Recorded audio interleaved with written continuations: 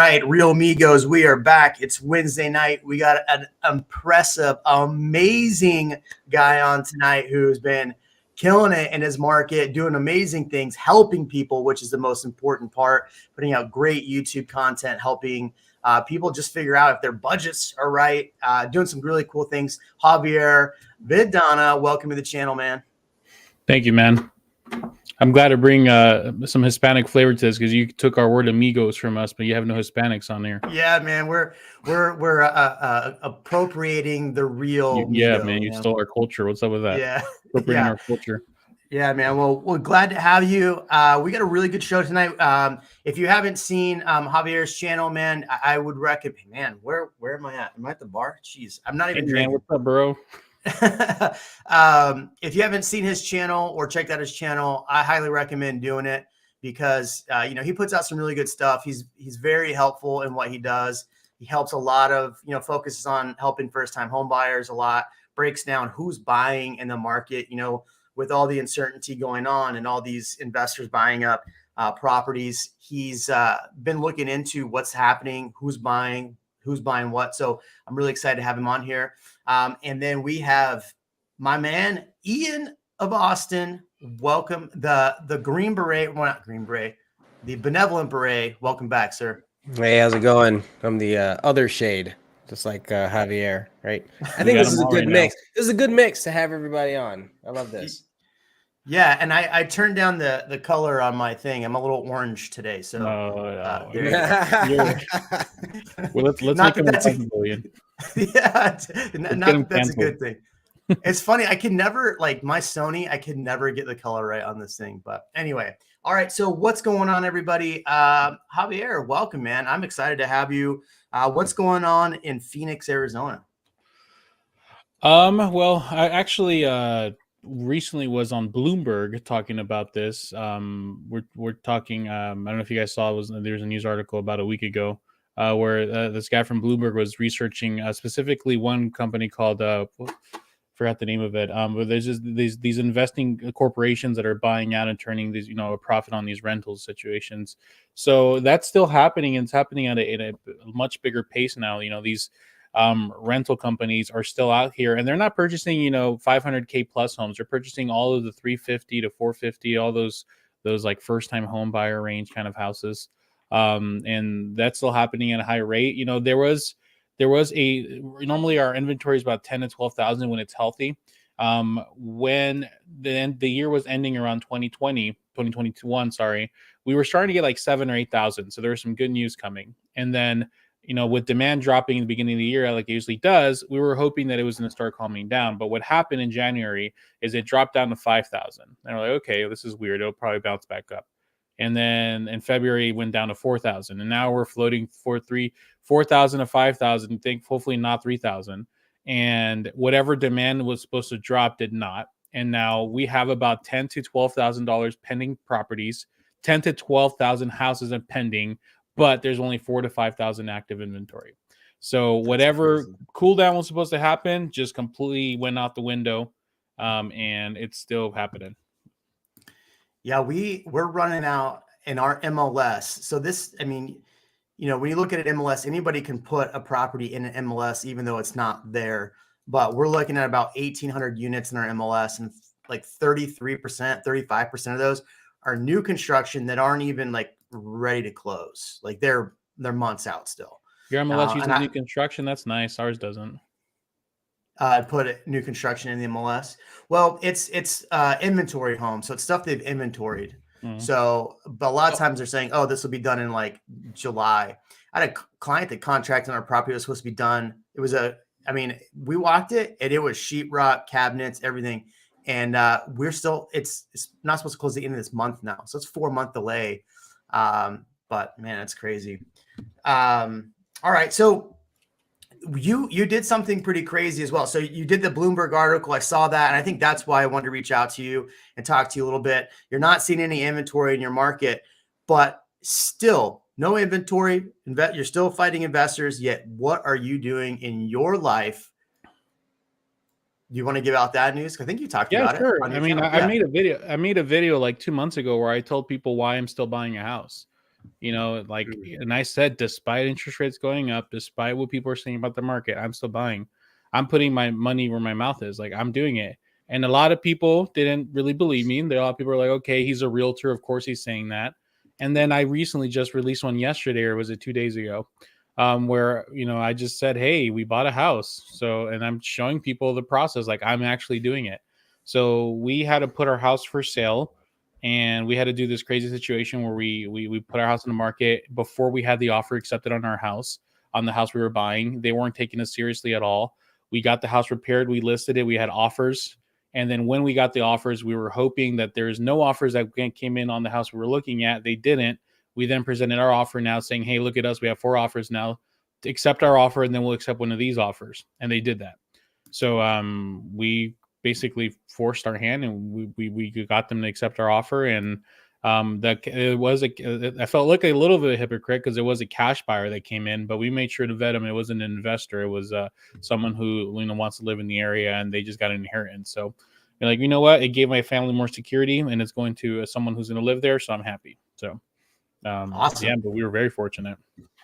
You know, one thing I hear a lot too is that people that are buying homes right now are cash buyers. So going to the buyer that is buying your home, are you still seeing a lot of cash buyer heavy buyers in your market? Like, do you know what the percentage of that is that's buying in your market? Last I checked, it was 35. I can check again real quick. 35%. Mm-hmm. Let me just do a quick check. Closed property. Go ahead. Ian, when we looked up last time, it was around what? Was it 23%, 22% were cash? It was lower than 30. Yeah, it was definitely lower than 30. So 3,302 houses have sold cash. Jesus. And we've had total amount of closings the last 35 days.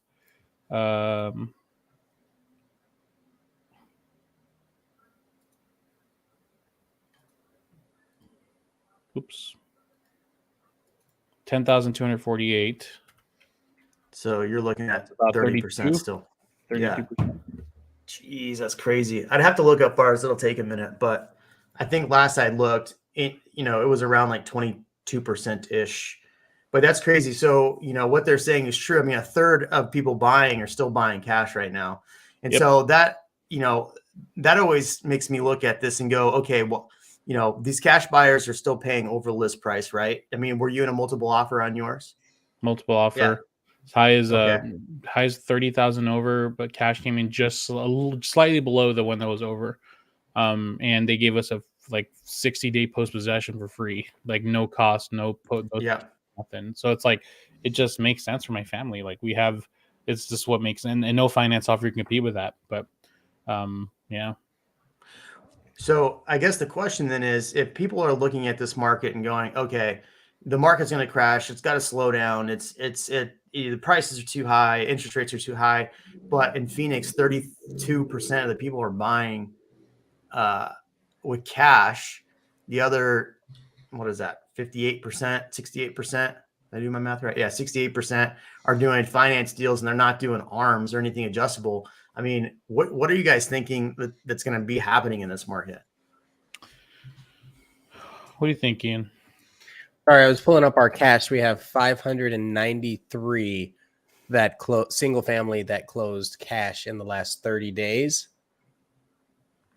of 4,111. Yeah, so it's you only have 4,011 in the last 30 days? In the last 30 days that are single family. I removed condos. I removed all that. You guys have a lot of those? Yeah. That's crazy. I thought Austin was bigger. I guarantee the number is not much higher. If 4,000 closing, if you add condos, that's probably only another like 400 or 500 sales. It's not as much as you think it is. So Austin is just a big. So it is. It's exactly city. 500 sales. Yeah, Phoenix is weird. Where it's like, how much is it? Oh, he was right. If I added condos, it's exactly 500 more. Man, he knows me. I don't care what they say about you. You know what you're talking about. He knows what he's talking about. Yeah. Who's they in that scenario? Yeah. Forums. Yeah. All the forums out there. Those people that are just using false data to say the market's crashing, right? All right. What was the question? Hey, man, that was me 3 years ago. Leave me alone. But you And we had you on the channel, not too long ago, and we talked about that as well. I think after a while you looked at the data and you said, you know what I'm saying doesn't make sense. Forgive me if I misquoted that, but when you do a channel for a year and a half and all you're talking about for a year and a half and you're using really bad data to back up your point, like that's totally different, right? I mean, you maybe did it for what, 2 months, 3 months, and you're like, wait a second, this isn't working. This isn't right. Yeah, Am I wrong? That's the thing is, and then especially when their main business is consulting investors, and their home buyers are getting scared from buying because of these videos. Well, the investors are still buying, and he's still consulting investors on where to buy. So they're just turning you into renters, and we're being okay with it. I mean, I'm not a conspiracy minded guy at all. It's facts. There is a big push to turn the American public into renters, and there's a lot of these profit corporations turning into renters. It's people need to wake up. Okay, you're scared of the market crashing. I don't care if the market crashes because I'm going to own my house and I'm going to be able to afford it. If the market crashes, that means I won't be able to sell in 3 years and make a lot of money. Boo hoo! But I refuse to be a tenant. I refuse to be at the mercy of someone raising the rents on me. I think we saw this back when everyone dropped off of cable. It sounds weird, right? But that type of thing has been hitting every industry, right? Where they go from you own this and you own your own modem, you have to stream everything. You have insurance plans, you have software that you buy, software as a service, instead of the traditional methods. So everything is becoming subscription based. Windows on your computers, subscription based. Office, subscription based. So I figured eventually it's going to hit real estate. Real estate takes forever. It's an older medium, older platform. That brings up a question that I have for you too, because a lot of people. So you're in the Phoenix market. So that and the comment asking where you were at. I lived in Phoenix for 8 years. I love Phoenix, miss Phoenix. But you have a lot of people leaving California. I mean, there is a decent migration of people moving from California, but another one, Seattle. Seattle's hemorrhaging people as well. Chicago, Illinois, they're hemorrhaging people. New York's hemorrhaging people. What are people driving? What's driving people to the Phoenix market? Is it jobs? Is it work from home? Like, what is the drive to Phoenix now? This 6 months has been other friends and family members that successfully did it. And originally it was something else. Originally it was, houses are so cheap. And at first I remember we blamed the Californians for everything happening, but it really wasn't them. They were part of it, but not the whole problem. But with the last 6 months, everyone that I've had that was out of state was, so-and-so moved here and they're happy. So now I'm moving here. Very few times is, I have a job transfer, or I have this, I have that. No, or, I can afford a house. No, it's most of the time it's so-and-so was the first one to come out here. They're happy. And now I have the confidence to do it. And it's an interesting point is that they're hemorrhaging people, but are they hemorrhaging homeowners or are they hemorrhaging renters? And they're hemorrhaging these renters that were sick of renting that want to become homeowners. And now they're coming up here to different states, and housing is getting more expensive. And what that's creating is it's creating more renters in these cities like Phoenix and Austin. And now they're going to have to go to another city. So, I mean, there's enough land in the country for people to go to. I think California was just overpopulated, and now, it's really sad for the people. Like, you used to be able to buy a house for $250 to $300 here. Now you can't. Now you have to pay at least $350 to $400, which is sad for most people who have a decent job. It's only the one person in the family that works can no longer afford a house here. They have to move out elsewhere. So I have 2 questions on that. Then I lived in Phoenix, and the traffic always sucked. It always was terrible. So is the traffic getting worse is one question. 2, do you think there's a time that this migration of people will stop moving to Phoenix? They'll stop moving to Austin. They'll stop migrating out. Traffic got a lot better when, I don't know, what part of town did you live in? I lived in Tempe. Yeah. So remember where Levine is? Yeah. So they built a freeway connecting Levine to Chandler. behind the mountain. Okay. That helped a lot, and they're still building a lot of. They're making freeways bigger. They're creating these other freeways that connect it, like these really populated areas. So it's getting better. But I'm smart about when I drive and where I drive, so I always avoid it. So I don't really see it that often. So the other question then was, when do you see this migration of people leaving from Austin to Austin and Phoenix? When will I lose weight? When will I stop eating tacos? Man, that's a good question. I don't know. I mean, as long as people are sick of living where they are and paying so much and renting, they're going to move to different places. There's all the grass is greener on the other side. That's just part of the human existence. So as long as that idea stays and people can still afford it, they're going to continue to do it. One thing that I think, everybody's seeing the gas prices going up, the stuff that's going on in Ukraine, and just the world being kind of shaky as it is. And one thing, and this is a good question Matt put up here, was about energy prices going up. I've heard so many people say, oh, go buy a Tesla, go buy a Tesla. And I'm like, I own a Tesla, and I realized that you can't just, my car has to get charged from somewhere. Where does that energy come from? So, but the cost of everything is going up, right? We're seeing the cost of everything going up. I have a prediction that we will not see a slowdown in moving to Austin, moving to Phoenix, and all these, San Antonio, these, I guess, more affordable than California places. Because when I left California, they just raised the income tax from, I think, 9 to 11%. And this was 2013. Gas prices were like $4 a gallon back then.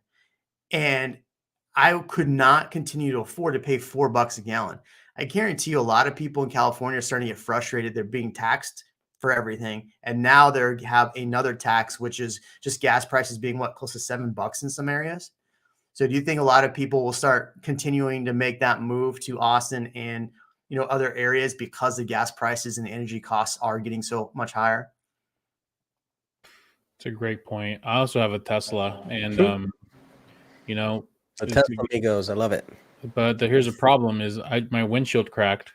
Mine did too. $1,300 to replace the freaking windshield. Do you have Tesla insurance? I don't. I have regular insurance, but I don't have Tesla insurance. But I have to pay the deductible of $600. But still, it still sucks. It's like usually a car replacement is like $200-$300. Here's the thing: I have a buddy who has a 2021 Chevy Silverado. It was $1,000 for him. It's just more. Yeah, maybe for everything. I was shocked, and my wife was making fun of me. She's like, "Oh, well, you want a luxury car? You got to afford luxury repairs." So I'm like, "Oh, shoot, okay." It's just a newer car. All cars are going through that newer.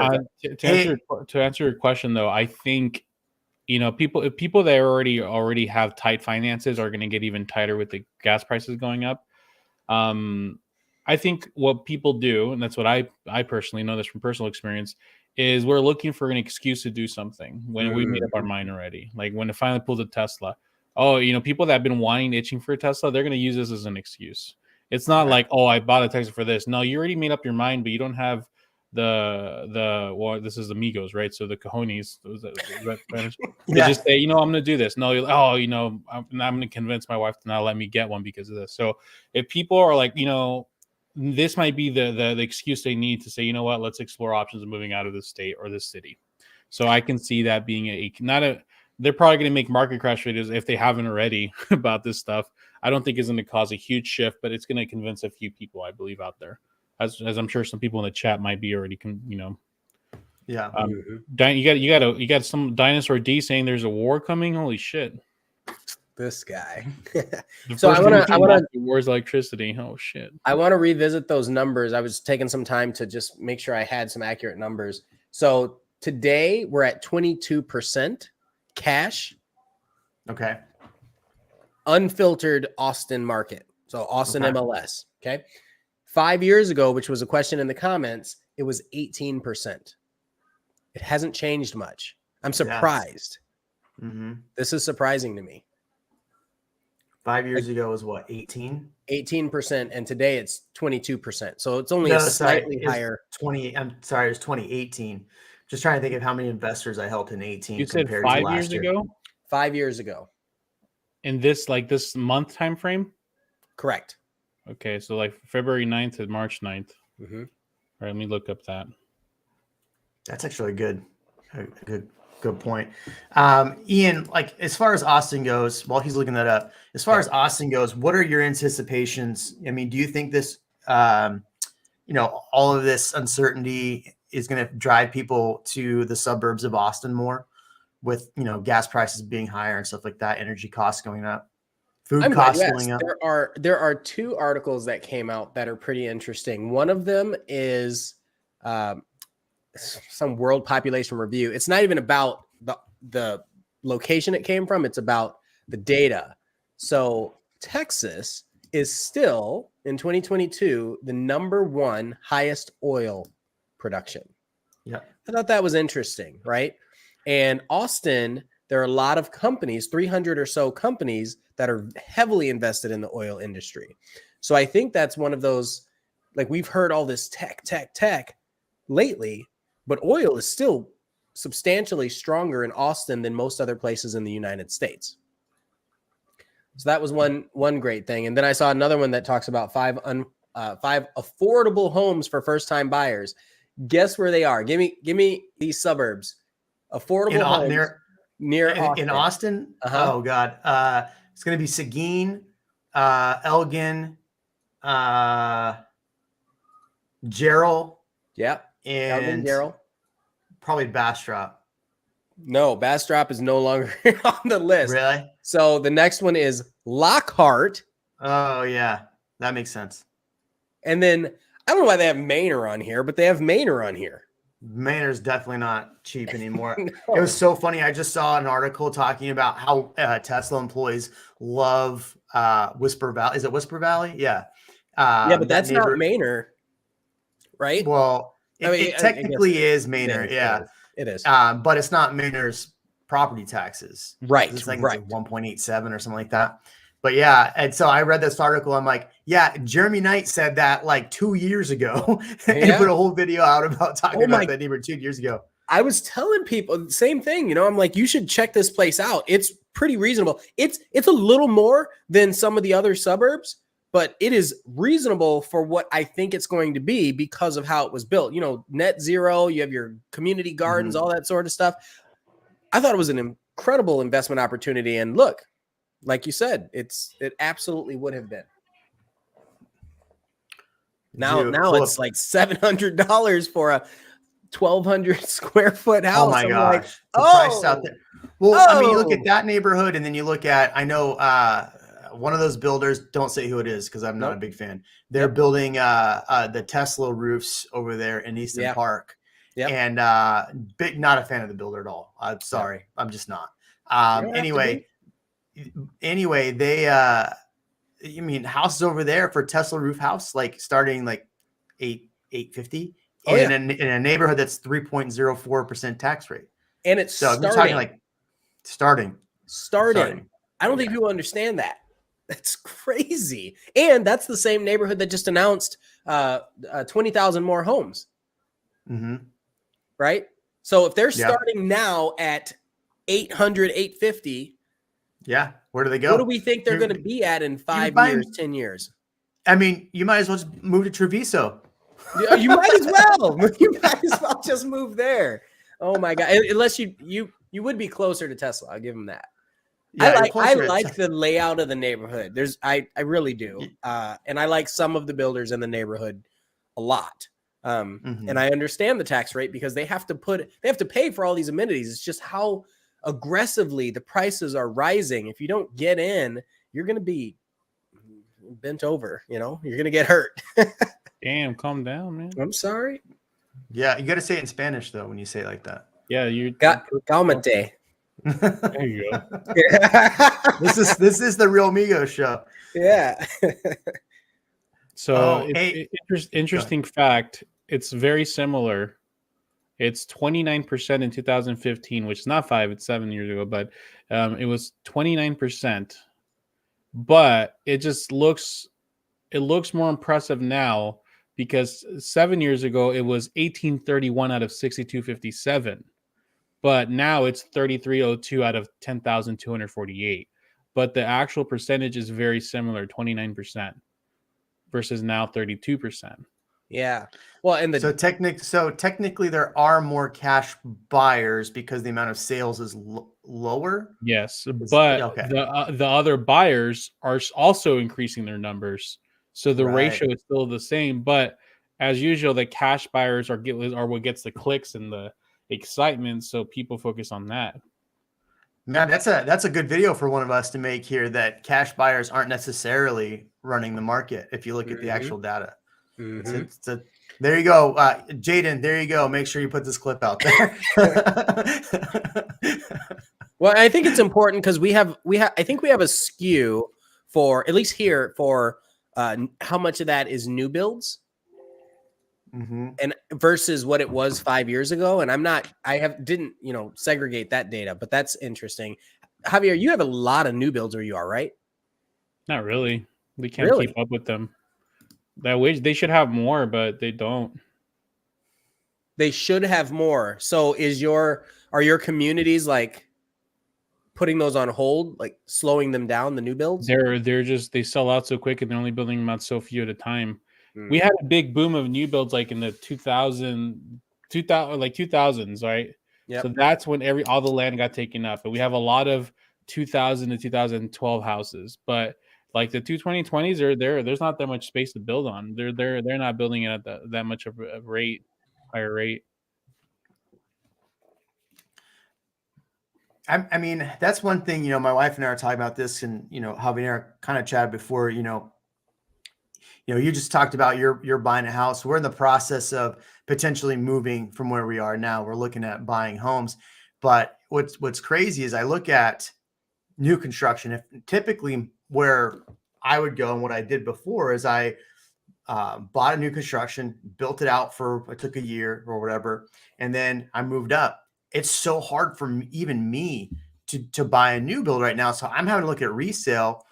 And, it was crazy about resales. We looked at a house that was well priced. Actually, it was higher than what we thought it was. Like, we're like, this is priced really high, but we'll take a look at it tomorrow. Went to go schedule a showing. And on Saturday, they already accepted an offer over list price. I'm talking about it on my Tuesday's video that comes out next week. But it blew my mind that homes in this price point still move this fast. I mean, we help people in the mid-million price point, right between 1.5 and 2. But it just blew my mind that they would take an offer that quickly, like a day on market, and they already took their offer. And I just don't see it. The biggest problem is that everybody talks about how much homes are being built. They don't talk about the delays, and the delays are really pushing. I mean, everything. I have a client that was supposed to close in this coming May. We put a contract, I think, in November or December, and they're like, yeah, it'll be done in May. We're not closing till next December now, or this coming December. Like, it just blows my mind. The supply chains, and I just don't see the supply chains getting better right now. I mean, everybody says, oh, they're going to get better. Gas prices are going to come down. But how long does that take? And I don't know that people understand this, but builders write into their contract, at least the majority of production builders write into their contract that they have up to 2 years. That's really important, right? And I'm doing a custom build, and it's the same thing. They used a track form, but they wrote the same clause in there that they want to have at least 2 years time. So if you're buying a house and they're telling you 6 to 9 months, be ready just in case, because they can do that. They can increase it to up to 2 years. And in many cases now, they can also leverage an escalation clause and raise the price. Almost all the builders are sneaking it in. Yep. Yeah, you have to be very careful of that escalation clause. Are you guys seeing that too, Javier, with escalation clauses? I find them so weak, so passive. What does that mean, weak? Like, if I buy my buyers, sometimes they watch, those not the real Migos. They watch the NA Migo. You know what NA Migos is? NA Migos? No. NA Migo is like a rival. There's Amigo and there's NA So those other NA. Oh, gotcha. Migos, yeah. Right? Those other people that talk to him about these escalation clauses, and I just tell them, listen, just go with your best offer. Don't play these games and be like escalation clause. I'll pay this, but I'll maybe pay this high if someone else does. Oh shucks, no. Like going with your best. Don't play games with the seller. Very few times does it work, but most of the times I beat escalation clauses that go higher than my offer. Just because I do a good job of just calling the seller and the listing agent, just when this is our situation and we're not playing games with you. This is our best offer. We're strong, ready to go. We're not going to say, oh, shucks, it's worth more if someone else does, because it's not going to appraise. We have different.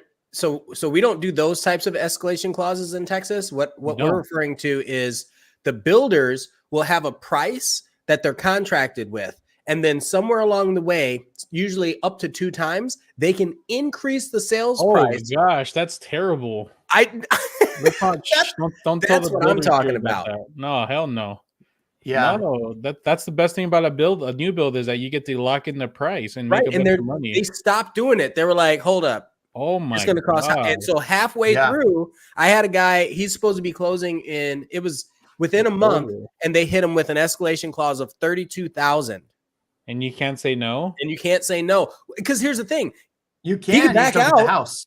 He can back out, but he's already up, $100,000 in equity based on the original sales price. So he might lose $30,000, but he's going to gain $70,000 artificially, right? That is terrible. That's if he sells it. If he sells it, he'll gain it. That's the worst. What's wrong with you guys? Us guys, that's Texas, man. Well, no, that's not Texas. It's a builder. You know what it is? Builders aren't regulated in Texas. I don't know if people know that either. It costs $50 in a permit to get to be a builder. General contractors aren't licensed, all sorts of things. So they can get away with murder here. Well, Jaden, clip that for us. But yeah, you guys can't legalize marijuana, but but we can take we can raise property taxes on people. 1.2 million in Liberty Hill, the Bonnet. Jane, it's funny, Janie on my team's watching. She just texted me. Yeah, so reach out, Charles. We'll help you out, even though you didn't buy with us, Charles. I'm just kidding. You had to. You have to look out for your own business before answering other people's questions, huh? Yeah. Sometimes. So selfish. Yeah. Sometimes. Are you giving that to Ian? No, just kidding. Yeah. Are you a realtor, Ian, or you're a lender? Yeah. Yeah. I love that. Oh, it says realtor. Yeah. Real. Jeremy and I, we just see eye to eye, and we do a lot of stuff together. That's kind of how it works. Yes. Janie says you guys have a bromance. We do have a bromance. We do have a bromance last week. Yeah. My bromance defeats your bromance. Like you guys have nothing in my bromance. Who's your bromance? I don't even have to say who my bromance is. People in the chat know who it is. Oh, okay. Who is it? Me? No, it's not. I haven't talked to you. No, it's not me. Amigo. Me and Kyle Seagraves, man. I honestly don't know who Kyle Seagraves is. Win the house you love. Oh, that guy. Yeah, because when I looked at your channel, it was like when I went to go pull up your channel, it was you, your second channel, and then Kyle. And yeah, okay, that makes sense. He's my moon sister, my moon brother. He's everything, man. we traveled to city. We went to Dallas like a few months ago. He's gone. I haven't gone to his town, but yeah, no, he's we met on YouTube like a year ago, and we just became like best friends. This is crazy. Where's he at? He's in Ohio. Ohio in the Midwest. Yeah. But he's a lender though. That's cool. That's a great relationship to have. I don't know that people realize that when you have a lender relationship as a realtor, someone you can trust. Oh yeah, we never talk about that though. I love him because we can actually, if I complain about something about happening with like a viewer or YouTube, he understands because if you go complain about someone that's barely starting out or something, they'll be like, "You're so ungrateful." But he has very similar. He has like 115 subs, I think. So 115K. So we're on the same. Yeah, I love him. I like it. But anyways, we should have a bromance. We should have like those dating those honeymoon games where they ask questions about the other person. See if I bet we would beat you. So you want to hear funny? So Ian and I got my Tesla Model Y, and then Ian got his Tesla Model Y. Which model? Which series or performance or the other ones? Oh no, just the standard with the long range. I mean, I might Why are be you performance. shaking your head, man? I'm pulling campers over here. Look at this. I got. I think I can show you guys. See that? Look. This is why I bought a Model Y. That's a Y with performance. Look, because I have this on pre-order. That's why I bought them. So as soon as that's available, I'm plopping it down. I'm ready. Boo. I'll pull up. I live in Texas. I need a truck. 911. I'll pull up with my 911. We'll see who's faster. I will probably still be faster. I'm just saying. No.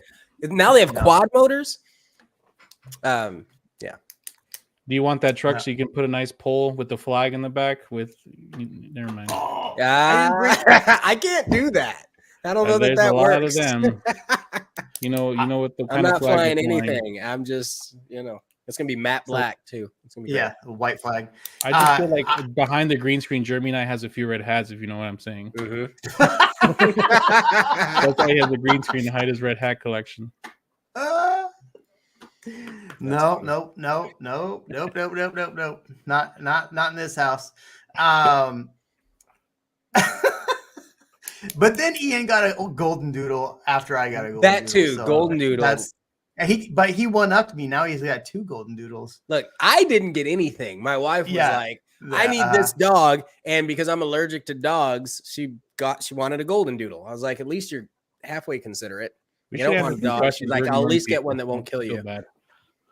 Oh yeah, sorry. We have questions. Ian's talking about his Teslas. He doesn't stop, man. Just stop. We get it. You have a Tesla. You're cool. Yeah, you're the one that talked about it.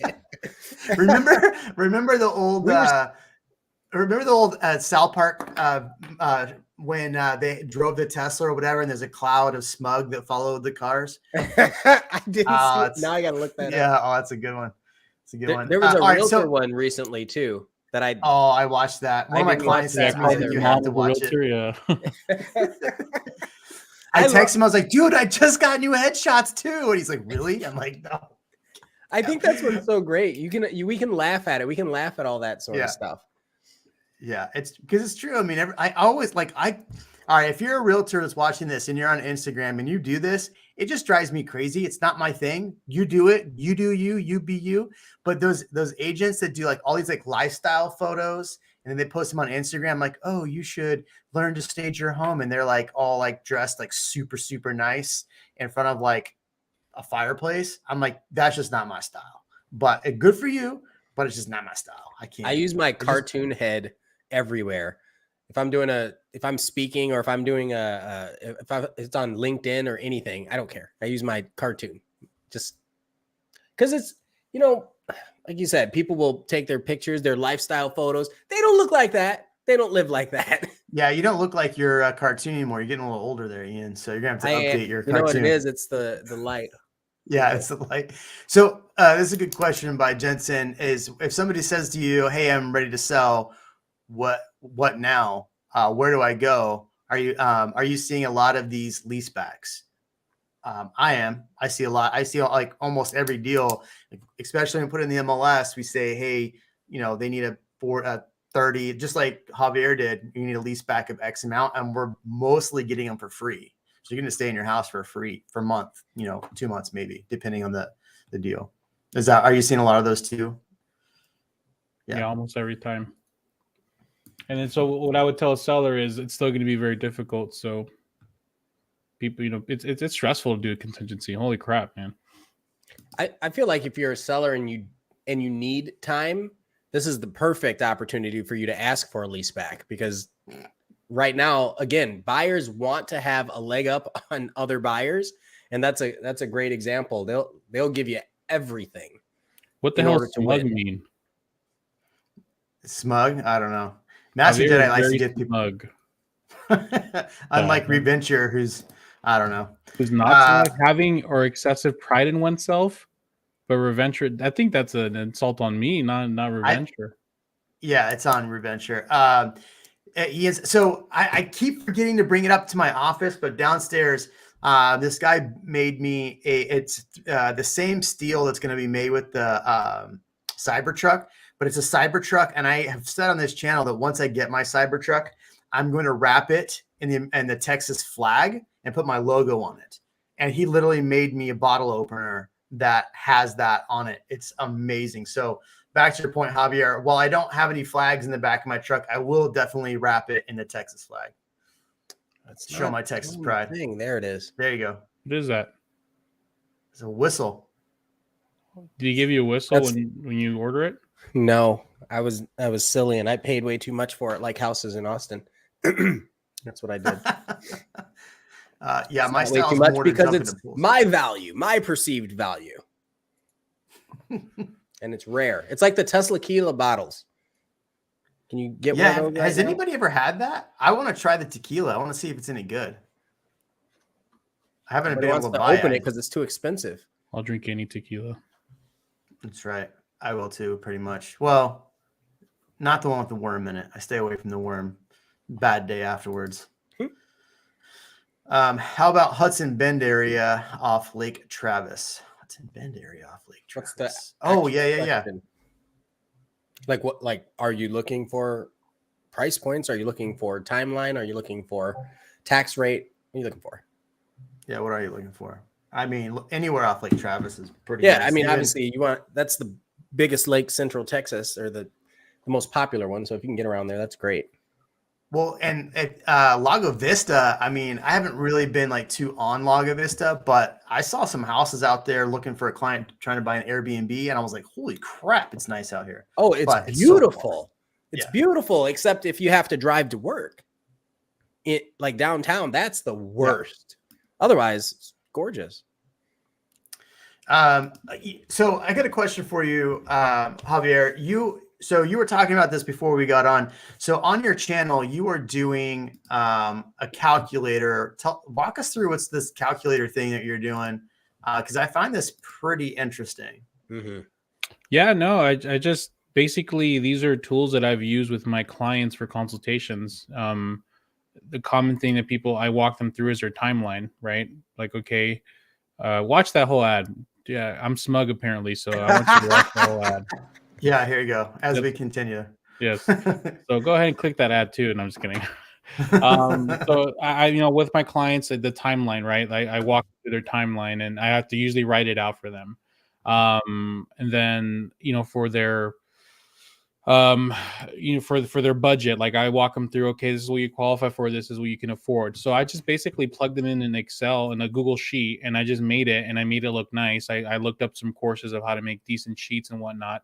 And I just made them and I've been using it with my consultations now for the past month or two. And I used it for one of these videos. And then I was like, if you guys want to just email me. And I had like 100 emails and I was like, oh crap, maybe I should make this into something. So I have it as either you can download it for free or you can pay $3 or $5 and you get an extra little video, but it's just to help me basically.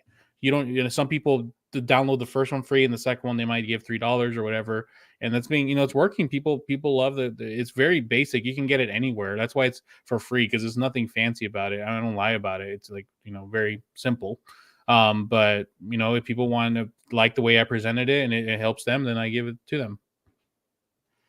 That's awesome. Here's the real question I have about that. Do you include utilities?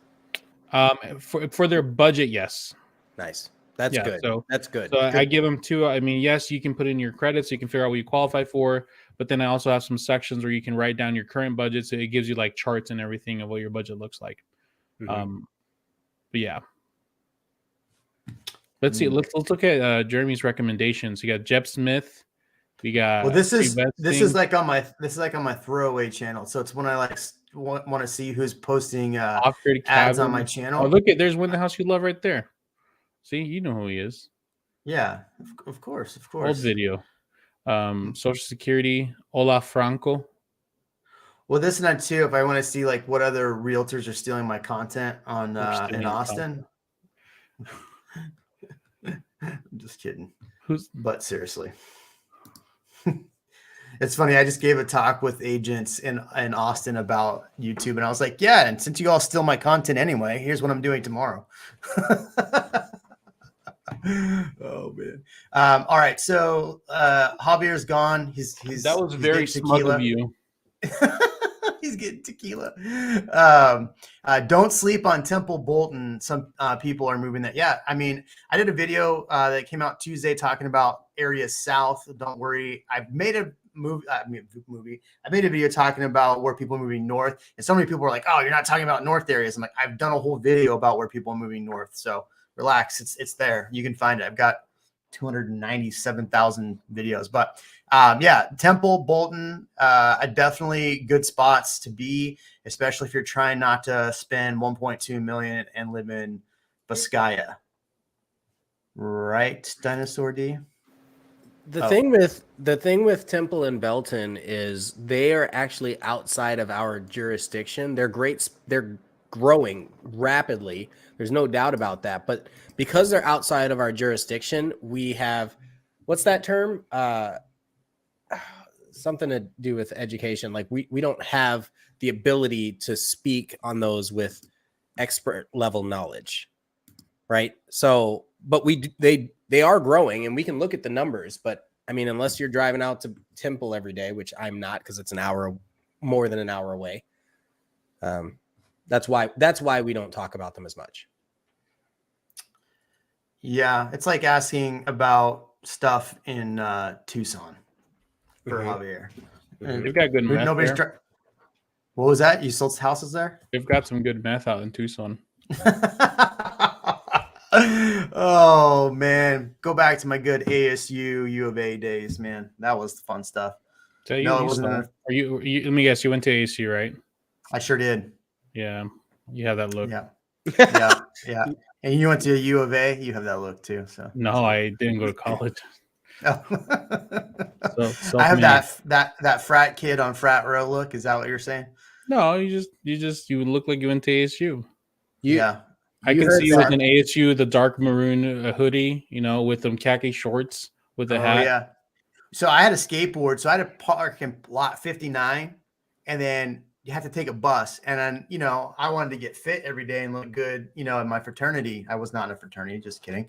But I'd skate to class every day. So everybody thought I was some skater kid. No, they didn't have scooters. I don't want to look weird riding a scooter across campus. So it's a skateboard it was. It's all my geography classes. I can find an old picture of you. Does Peacemaker build a good quality home for your experience? I'm a subscriber. I enjoy the content. I haven't worked with. I think they're talking about Pacesetter. Pacesetter. Yeah, not Peacemaker. Yeah, Pacemaker. Pacemaker would be a good name for any builder right now because they're building at a pacemaker so slow. Pacesetter, it just depends on what neighborhood too. You got to look at the tax rate in the neighborhood. But I've seen some Pacesetter make some nice homes, but I've seen Pacesetter also make some like really cheaply built homes. And when I say that, I mean like they have like concrete flooring. Everything's like the very bare minimum to pass inspection. So, dude, I did a TikTok 2 days ago. It's at like 300 and something thousand views, and all I did was go through and show things that were wrong with the new construction. Oh God, I know that was a good one. I'm not saying it was Pacesetter though. I'm just saying. Okay, good. People love that stuff because it's real. Yeah. It's a real concern right now. Do you have a lot of experience with meth in Tucson, Javier? No, not at all. I've never been to Tucson, but I say that.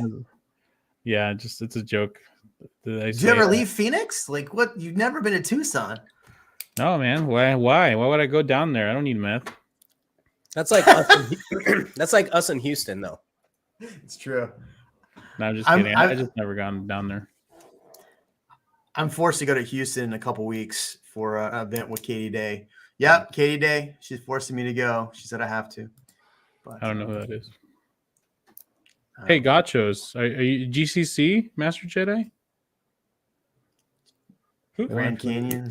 No, that's Glendale Community College. I went there. He just Googled it. That's all. No, I went there for a semester, but they kicked me out. Sorry for another day. You see that the SWAT raided 170 pounds of meth in Austin. Yeah, we got a good growth distribution channel, I think, here in Austin as well. It's just a distribution channel. I mean, we don't grow it. It's central I don't know. Texas, No idea. right? Yeah, we're central. Yeah, we're like the Panama of Texas. Yeah, Panama Canal of Texas. It's great. Yeah, it's got to come through here pretty much. That here, Houston, 35. 14 It's on 35. That's the best part. I-35. 14 months on my house being built in Sunfield with Castle Rock and still no finish date. Big Moose, I'm so sorry. Well, they still have 6 more months before they have to. Before they'll get. But what happens when it happens? And they go, "Oh, sorry, we don't. You're gonna have to close this home. That's good, but we don't have any. We don't have a microwave or an oven or a dishwasher for you. But you can move into it still. Just sign this little waiver, right? I've seen that. I mean, you've seen that. I've seen it. The microwave just sitting on a shelf instead of like mounted like it's supposed to be. Oh my god! It's like, I mean, you can close, or we can give you the earnest money back and sell it to someone else for $50,000. What do you want to do? Yeah. Are you still seeing in Phoenix? Are you seeing a lot of delays in new builds? Yes. Are you? Yeah. Yes. What's typically the reason why they're being delayed? They always say labor. Mm-hmm. They always say, "Oh, our guys, we have a new roofing company, or we have a new this, or they didn't show up to work today. They haven't showed up the last week or two." Yeah, those I know the freaking superintendents get all the flack, but I can't imagine doing that right now. They must be so stressed because according to them, nobody wants to work. So they're having those issues. Material too, and I actually haven't seen too much material stuff, but we're getting a lot of I'll have buyers being very vigilant. They go drive by their houses a lot because I make sure nothing. I had a house once where someone peed on the corner, stuff like that. So peed in the drywall, and then they left it soaking. And if my clients wouldn't have caught it, it would have just soaked in their house. So, but yeah. Didn't you make a video on that? I thought you made a video on that. I think so. Yeah. I think so. But yeah. Have y'all given any thoughts on interest rate loans? Yeah, they're coming out in the forms of first and seconds for higher price houses. Not interest only, but they get a second loan, a second that's only interest only. Have you seen those? Mm-mm. I'm seeing a few of those. Instead of doing jumbo products, people are doing first and seconds, where they'll do much reduced down payment, and they'll basically take a HELOC for the second portion of the loan, and it'll be interest only for like 5 or 10 years. I'm trying to think of how much different that is from an ARM. An ARM would just ARM goes up or down depending on the. Yeah, this one doesn't. So it stays the same, but the first few years you're paying more after 5 or interest 10 years, then it turns into a 20-year mortgage. Yeah, I think the question is it better than rent? Right? At the end of the day, you're assuming that the equity is going to continue to rise, but you're not paying down any principal. It's an option. Make extra payments for sure. Mm-hmm. Yeah, that's tough because, let's say you buy a home for $500,000. Let's say the market corrects and that house is worth $450,000, but you've been paying for 5 years on just the interest. Mm-hmm. You really didn't gain any equity. Or let's say it stays the same. Let's say you bought a house for $500,000, you put 20%, you would have put 20% down or 5%, whatever it was. So you had a little bit of equity, but now you really built no equity. When you go to sell that, it's kind of all out of your pocket, right? Which is no different from rent. That's why I'm saying there was just an article last week where they said right now rent is higher than owning in Austin. I'm sorry, owning. Yeah, rent is higher than owning. So if you're getting a better deal than you would if you were renting something, it's a wash either way. But what's interesting, if you're paying interest only, can't you deduct pretty much your entire mortgage payment for the entire year then if it's interest? Because you can deduct your interest rate, right? The second is not for the whole amount. So let's say it's $1 million house. It's $100,000 down, $100,000 second, right? No. $600,000 for your first, and the $200,000 is basically, or is it 300? 600, 300, yeah. So like $300,000 is a second. That's interest only. So that is the one that you're basically writing off. But you want to make sure to refinance within 6 months or a year, or make extra payments towards it. Apparently, according to the lender, it's very common for people purchasing it right now in the Phoenix area in the 7-figure range. I don't sell houses in that range, so I had no idea. I'm dealing with the $400,000-$500,000 buyers. So, I'm like, I had no idea. Refinancing is like Master Jedi, you're right. I wonder if that's to avoid they've raised the jumbo loan product. So yeah, I mean, I work with clients that are in that price point a lot. And a lot of times, I'm trying to think, I mean, a lot of times they're putting 20% down and they're trying to get enough to avoid jumbo because the rates are a little bit higher on jumbo. But my thought is, though, on that, let's say the first 5 years are packed with just interest. You can pretty much write off your entire mortgage then, right? The first 5 years. For that second loan, yeah. For the second loan, because that's what's getting paid first, correct? Not the first one? There's two more payments happening. There's the interest and principal for your first loan, and then there's interest only for your second one. So you're writing off a lot of interest. And there are a couple other things that end up being relevant, right? So obviously taxes may go up, but at least you're mortgage locked. Yeah, it's versus rent where they could up it to whatever percentage they felt like. Yeah, at any time.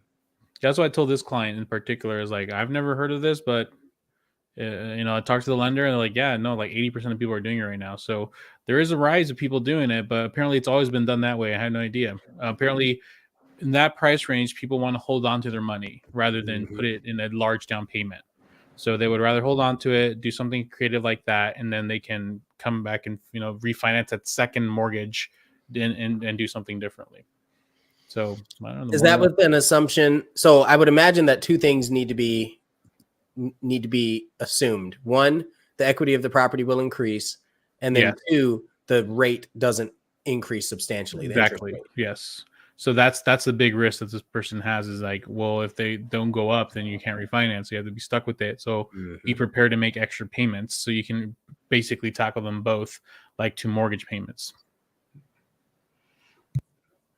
All while it's costing more for gas, more for food, more for everything else. So that's going to be a challenge to do. What was that? Meanwhile, the cost of meth continues to go higher. I mean, the distribution is just getting more expensive. We gotta get Walter White back in there. I know, man. The good old days. I miss Walter White. Yeah. Better Call Saul's coming out next month, though. That show did not grab me the same. You didn't watch all of it. That's why you only watched the first 3 episodes. No, I watched the first 2 seasons, I think, and I'm just. I love that show much more than Breaking Bad. I don't know. Really?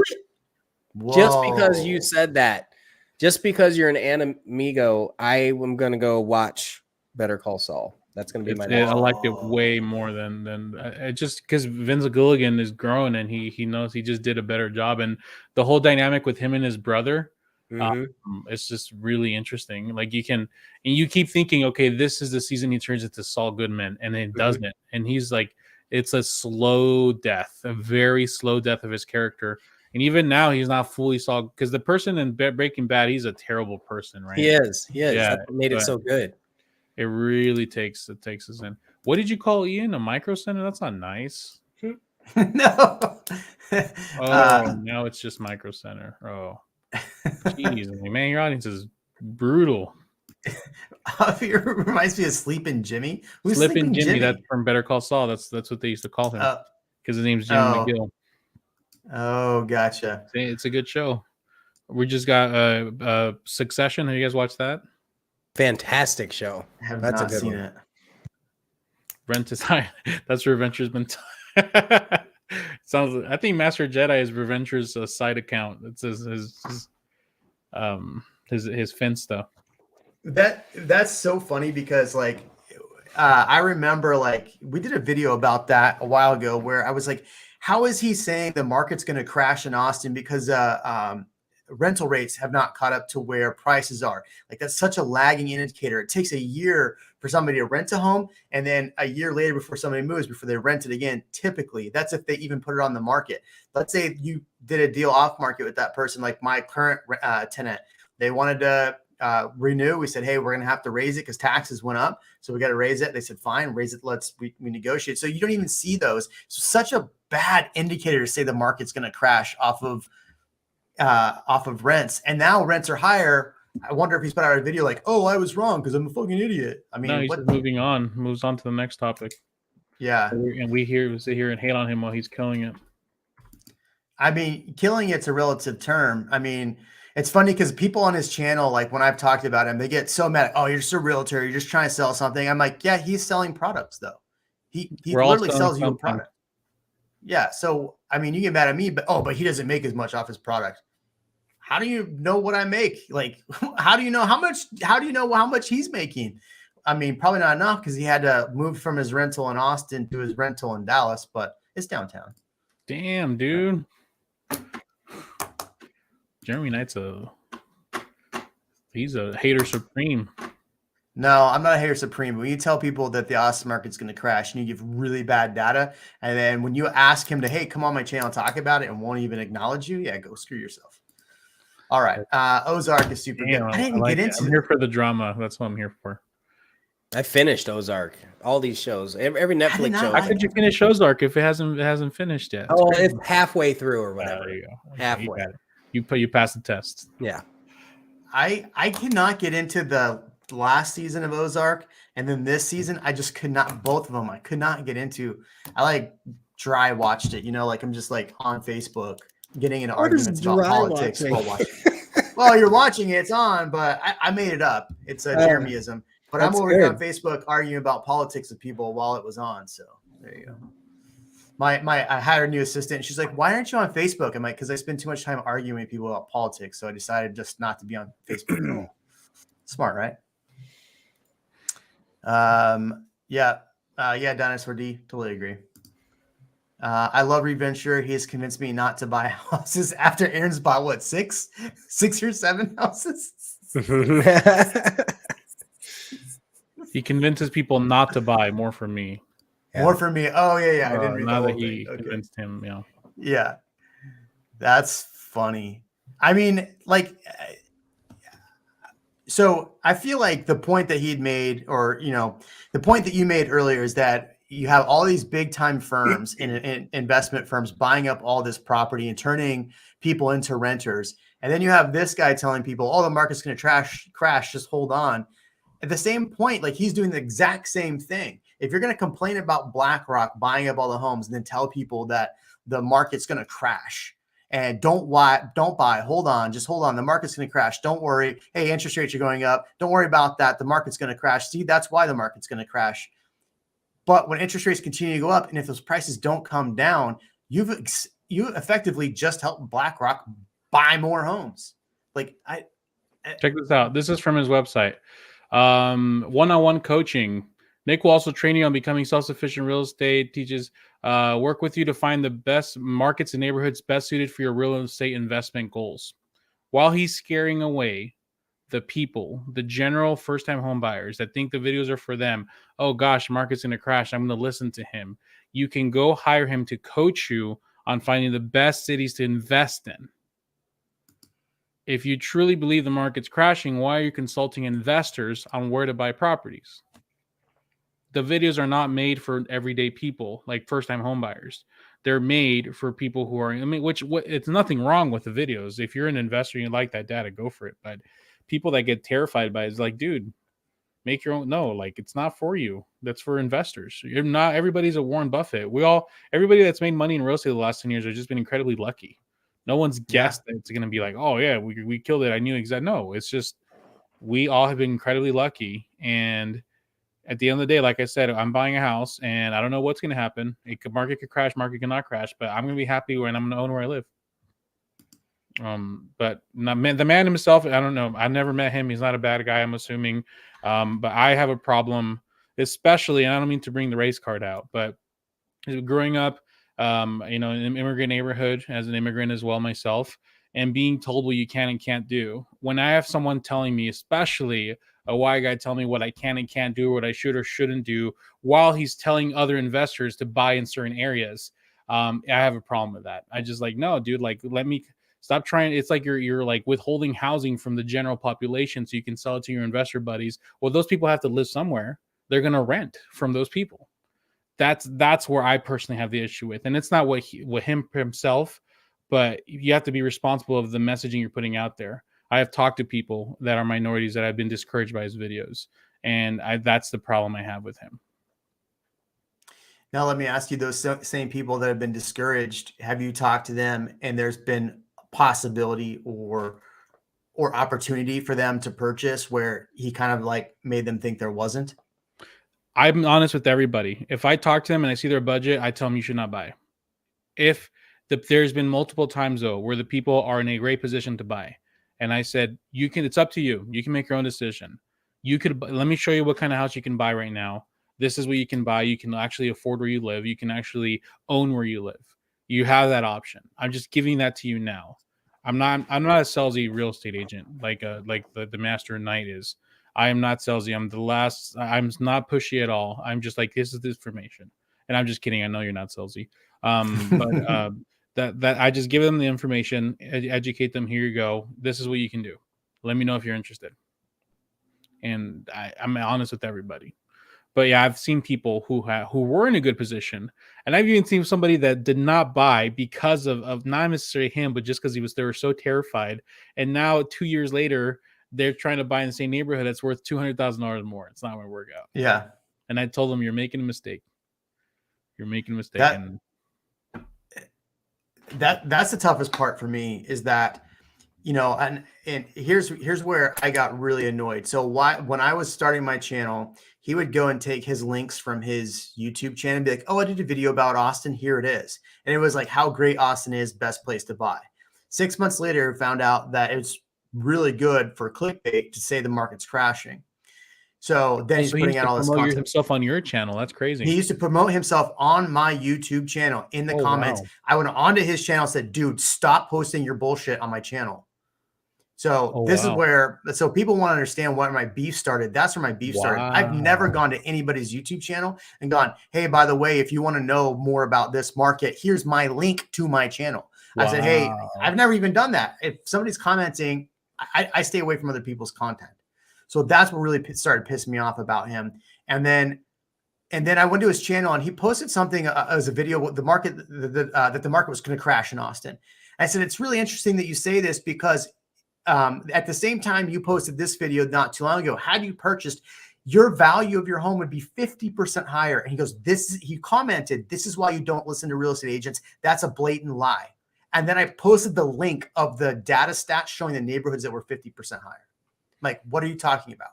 And then he blocked me from his channel. He's leading this idea that they're realtors. That's why they're saying that. He said that to you. So that's why his fans say that. Oh, they're realtors are trying to sell you. Yeah. Yeah, exactly.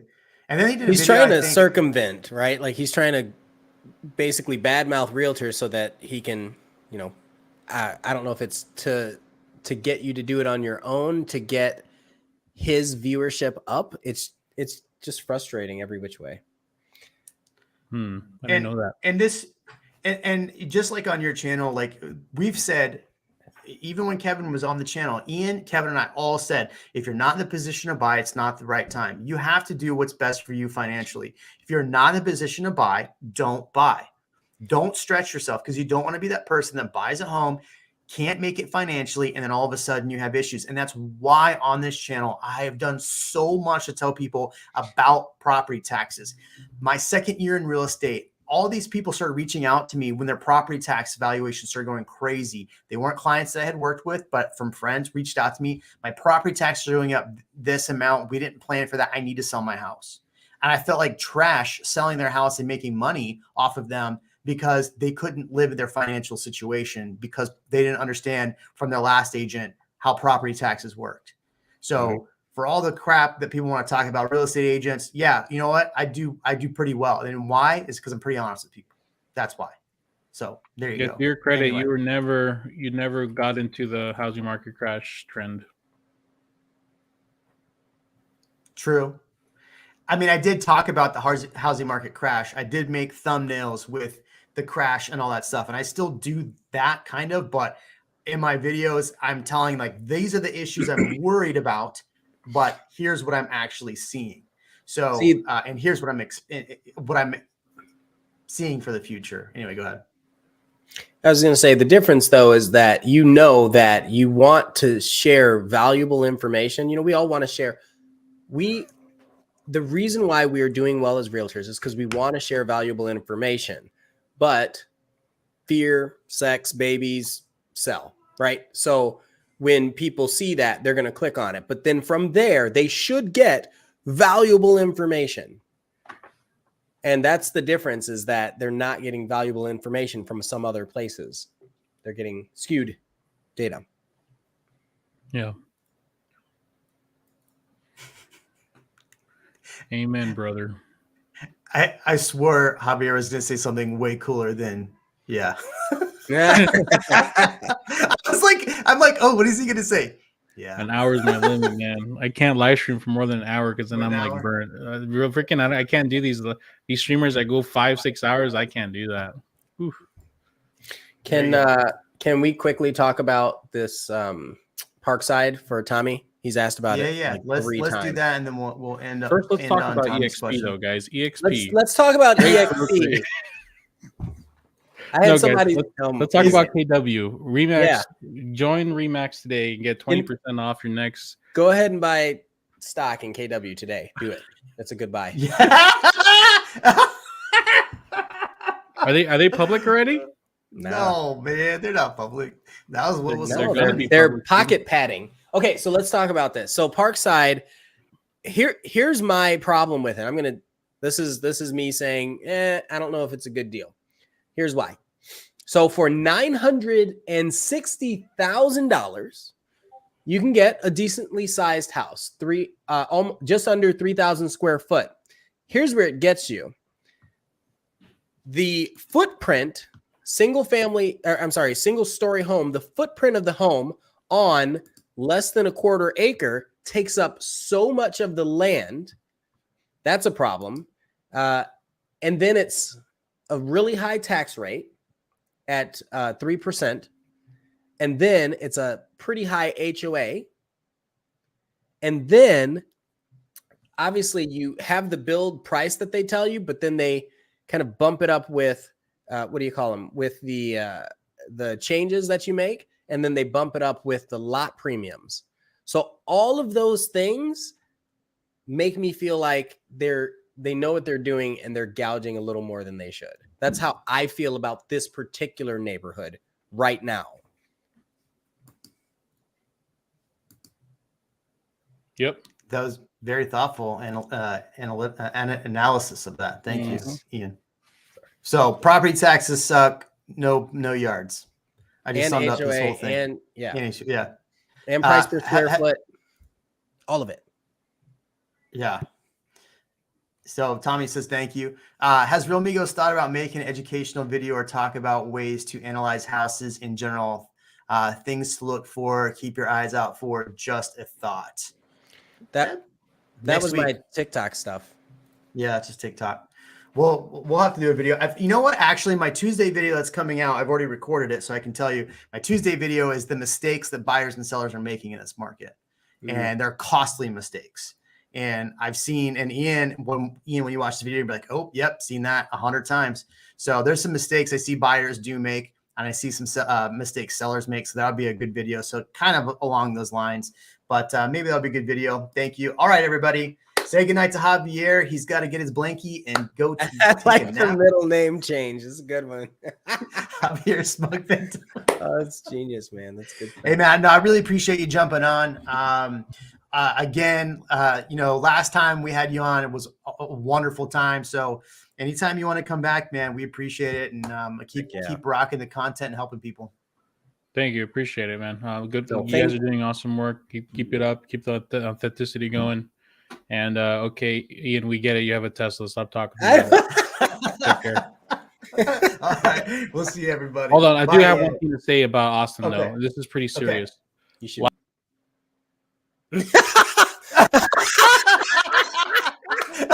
Oh, that's great. Oh, that was good. Oh, well done. Well done, Javier. All right.